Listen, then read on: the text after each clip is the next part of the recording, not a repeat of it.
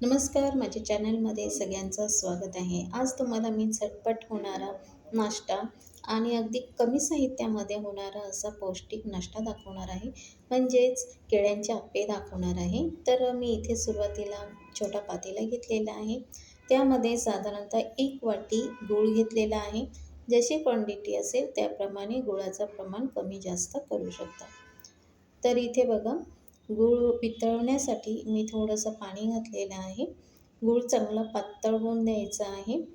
Gas medium फ्लेमवर ठेवायचा आहे आणि गुळाचं पाणी होण्यासाठी मी इथे गूळ बारीक करून घेतलेला आहे. जर का तुमच्याकडे पावडर असेल तर आणखी लवकर होऊ शकते. तर इथे 3 ते 4 मिनिटं चांगलं आपण गूळ वितळवून घेणार आहोत, त्याचं पाणी बनवणार आहोत. तर इथे बघा, छान अशी उकळी आलेली आहे आणि गुळाचं असं पाणी झालं आहे. खडा ठेवता कामा नये. तर इथे बघा, पाणी थंड करण्यासाठी मी एका बाजूला ठेवून दिलेलं आहे. इथे मी एक केळं घेतलेलं आहे. केळं थोडंसं मोठं आहे आणि छोटं असेल तर तुम्ही 2 केळी घ्यायची आहेत. तर इथे हे केळं मी आता कापून घेणार आहे. जेवढं केळं लागेल तेवढं घ्यायचं आहे. आता हे मोठं होतं म्हणून मी थोडंसं ठेवून दिलं आणि बाकी केळं जे आहे ते सुरीने कापून घेत आहे. तर हे केळ्याचे अप्पम खायला खूप छान लागतात, खुसखुशीत होतात आणि स्वादाला तर खूपच छान लागतात. तुम्ही सकाळी झटपट नाश्ता ह्याचा बनवू शकता. तर आता इथे माझी केळी कापून झालेली आहेत. आता आपण एक मिक्सर जार घेणार आहोत आणि त्याच्यामध्ये अ, केळी जी कापलेली आहे ती घालायची आहे. 1 वाटी रवा घेतलेला आहे. रवा बारीक जाड कोणताही चालेल. इथे मी बारीक रवा घेतलेला आहे. तर इथे बघा, 1 वाटी रवा आणि 1 वाटी गव्हाचं पीठ घेतलेलं आहे. तुम्ही इथे मैदासुद्धा घेऊ शकता.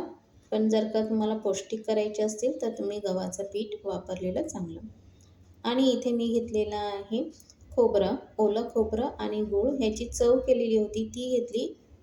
नाहीतर मग ओलं खोबरं थोडंसं खिसून ह्याच्यामध्ये घालायचं आहे. 2 वेलची घातलेल्या आहेत आणि जे पाणी गुळाचं पाणी केलं होतं ते गाळून घ्यायचं आहे. म्हणजे त्यामध्ये काही कचरा वगैरे असेल तो निघून जाईल.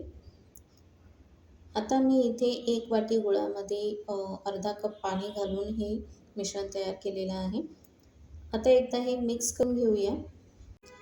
आता यामध्ये आपण काही पाणी वगैरे ॲड करणार नाही. तर गुळाचं पाणी आहे त्याच्यामध्येच आपण हे फेटून घेणार आहोत. तर 1 ते 2 मिनिटं आपण फेटून घ्यायचं आहे. म्हणजे केळं सर्व जिन्नस एकरूप होऊन जातील. तर इथे बघा, छान असं बॅटर तयार झालेलं आहे. तर तुम्ही ह्याचे पॅनकेक पण करू शकता आणि अप्पम पण करू शकता. दोन्ही ऑप्शन ह्याच्यामध्ये होऊ शकतात. तर इथे मी आप्याचं पात्र ठेवलेलं आहे आणि ह्याच्यामध्ये सर्वांमध्ये तूप घालून घेते. तूप थोडं जास्तीचंच घालायचं म्हणजे छान असे खुसखुशीत असे आपले आप्पे तयार होतात. तर इथे बघा, आता थोडं बॅटर जे आहे ते आप्पेपात्रामध्ये घालायचं आहे. जेवढे आपल्याला लहान मोठे पाहिजे असतील तसे करायचे आहेत आणि हे झटपट होणारे आहेत. गॅसची फ्लेम मंद ठेवायची आहे जेणेकरून खाली लागू नये. सुरुवातीला मंद ठेवायचे, नंतर मीडियम करायचे आहे आणि नंतर परत लो करायचे आहे. असं करून आप्पे पूर्ण तयार करायचे आहे. तर इथे सगळीकडे मी पहिल्यांदा आप्पे असे घालून घेते आणि मग नंतर आपण ह्याच्यावर झाकण देऊन साधारणतः 2 ते 3 मिनिटं एक बाजू होऊन द्यायची आहे. खुसखुशीत आणि खूप स्वादिष्ट होतात. तुम्ही नक्की एकदा ट्राय करून बघा. तर इथे एक बाजू झाल्यानंतर पलटी करायचे आहेत सगळे आप्पे.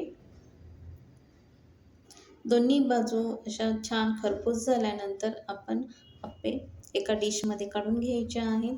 गरम-गरम चव तर ह्याची खूप भन्नाट लागते. तर इथे बघा किती छान असे आतूनसुद्धा व्यवस्थित शिजलेले आहेत आणि खाण्यासाठी खूप छान लागतात.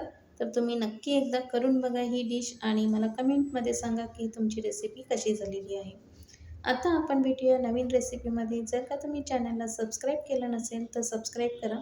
रेसिपी आवडली असेल तर लाईक करा आणि शेअर करा. तर चला आता भेटूया नवीन काही रेसिपीमध्ये. तोपर्यंत सगळ्यांना माझा नमस्कार.